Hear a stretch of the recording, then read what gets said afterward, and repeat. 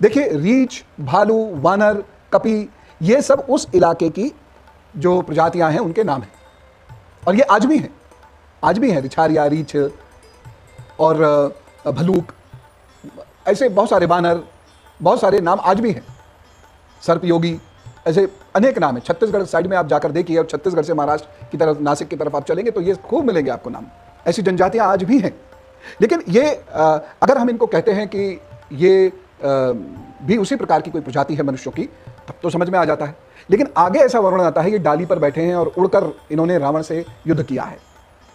मुझे जो लगता है, मुझे ऐसा लगता है, क्योंकि वो जो जनजातियां हैं उनके लोग देखने में थोड़े अलग से हैं। कुछ ऐसे हैं जिनके शरीर पर बहुत रोए हैं, जैसे नलनील भलूक। कुछ लोग ऐसे हैं जो बहुत बड़े हैं, जिनकी आंखें अंदर की ओर थोड़ी धसी हुई हैं, चेहरा आगे से फूला हुआ है, जैसे वानर। तो हो सकता है ये कोई ऐसे मनुष्य हों जो बहुत तेजी से ऊंची ऊंची डालियों पर जाकर बैठ सकते हों, क्योंकि माँ सीता की रक्षा का वचन दे रहे हैं, बातें कर रहे हैं, दशरथ जी के बारे में बता रहे हैं। तो ये हो सकता है कि इसी प्रकार की मनुष्य की ही कोई प्रजाति हो, और उसका नाम हो पक्षी, या उसका जो नाम हो वो गृध हो, गिद्ध यानी। ऐसे मैंने अभी बताया ना, ऐसी जनजातियां हैं। आप छत्तीसगढ़ में देख सकते हैं, और आप आगे भी देख सकते हैं, आप महाराष्ट्र में भी देख सकते हैं, पूरे दक्षिण भारत तक देख सकते हैं। तो इस पर आगे चर्चा हमारी जारी रहेगी। लेकिन खैर, वो उनसे मिलते हैं और परिचय देते हैं। मैंने आपको बताया ना, परिचय देने का एक सिस्टम हमारे यहाँ हमेशा से रहा है। मिलते हैं, बैठते हैं, परिचय देते हैं। जब तक कि बहुत निकटता नहीं होती तब तक देते रहते हैं। खैर, एक चीज़ मैं यहाँ आपको और बताता चलूँ। जैसे कि मैंने आपको जनक जी के बारे में बताया था, इतने जनक जी हैं, इसी प्रकार से मैं आपको एक झटका और दूँ। 19 विष्णु जी के बारे में बताया गया है, और 17 ब्रह्मा हैं। उसकी चर्चा फिर कभी करूँगा और बड़ी डिटेल से करूँगा। रामायण में भी वर्णन आता है 17 ब्रह्मा का। और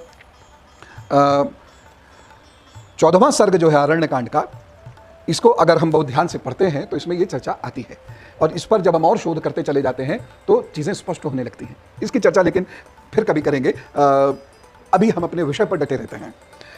तो ये अपनी उत्पत्ति का कारण बताते हैं, अपनी उत्पत्ति बताते हैं, कैसे हुई, माता पिता आदि के बारे में बताते हैं, दिति अदिति आदि की कथा ये सुनाते हैं।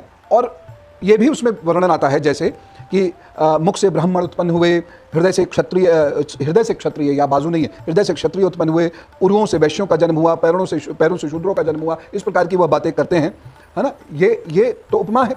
उसके आगे कश्यप की जो पत्नी है अनला, पवित्र फल वाले समस्त वृक्षों को जन्म दिया। अब किसी माता के गर्भ से वृक्षों को जन्म थोड़ी मिलेगा। यानी कुछ ऐसा संवाद वह चल रहा है जिसमें पूरी सृष्टि का कैसे उदय हुआ है, सृष्टि कैसे विकसित हुई है, पुष्पित पल्लवित हुई है।